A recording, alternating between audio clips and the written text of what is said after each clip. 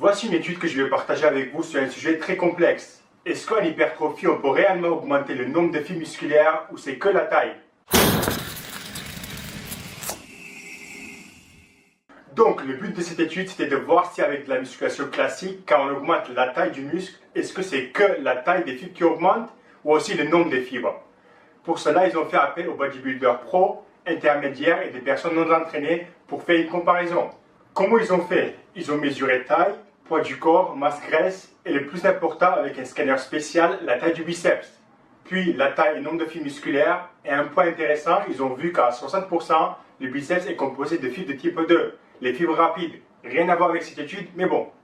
Donc en théorie, les bodybuilders pro qui ont des biceps plus gros que ceux qui sont intermédiaires et non entraînés devraient avoir les fibres plus grosses et plus de fibres.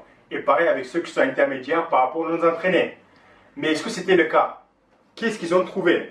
Déjà la taille du biceps. Les pros étaient 1,7 fois plus gros que les non entraînés. Et les intermédiaires étaient à presque 1,4 fois.